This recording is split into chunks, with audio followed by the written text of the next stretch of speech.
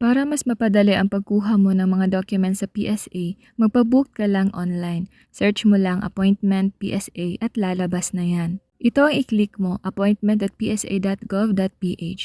Click mo lang itong Civil Registration Service Appointment System. At lalabas ito mga steps na gagawin mo. Step 1. Pumili ka lang ng lugar kung saan ka kukuha ng PSA certificate and other documents. Step 2. Ilagay mo lang ang mga personal details mo at magsisend sila ng verification code sa email ad mo. Step 3. Piliin mo lang kung anong gusto mong kunin na PSA certificate. And Step 4. Pumili ka ng date and time kung kailan ka pupunta sa opisina nila. Step 5. I-double check mo lang ang mga personal details na nilagay mo. Step 6. Makakatanggap ka ng appointment slip via email at kailangan mo itong i-download at i-print. Dadalhin mo ito sa opisina nila. Scroll down mo lang ito at i-click ang I agree. Basahin mo lang yan and then click next. So dito na tayo sa select a purpose at piliin mo lang ang get copies of civil registry documents. Basahin mo lang to and then click next. At pipili ka na ng region, ito sample lang. Then choose an outlet at lalabas din ang complete address ng opisina nila. May mga important reminders din dito, ikaw na bahalang magbasa, i-take note mo yan. Scroll down mo lang and then click next. Dito mo na ilalagay ang complete name mo, cellphone number at email ad. Pagkatapos i-click ang I agree and then click next. Tingnan mo lang ang code na ipinadala nila sa email mo at ilagay mo dito, then click verify. Lalabas na itong certificate number 1. Halimbawa, kukuha ka ng birth certificate. Click mo lang itong certificate of live birth.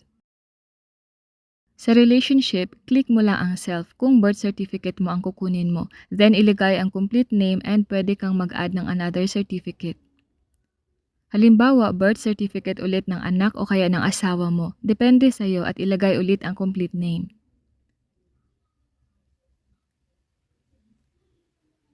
At pwede ka ulit mag-add pa ng isang certificate. Halimbawa, marriage certificate naman. Click mo ang self ulit at ilagay ang complete name mo.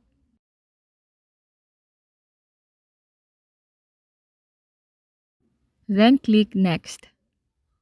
At dito naman pipili ka ng schedule kung kailan ka makakapunta sa opisina nila.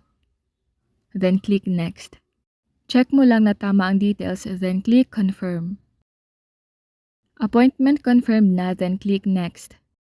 Ito na yung appointment details mo, scroll down mo lang at i-click ang print appointment form. I-download mo ito at ito na yung lalabas. Kailangan mong ipaprint ito at dadalhin mong hard copy sa araw ng iyong appointment schedule. Dalhin mo rin ang iyong valid ID at i-photocopy ito. Basahin mo lang doon sa important reminders.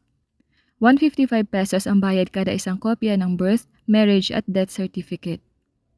Kung hindi mo agad na download ang iyong appointment slip, tingnan mo lang sa iyong email, nandun ang details. Download mo lang at ipaprint. Pagpunta mo doon sa opisina nila, madali lang naman ang proseso at makukuha mo agad ang iyong mga PSA certificates na ni-request.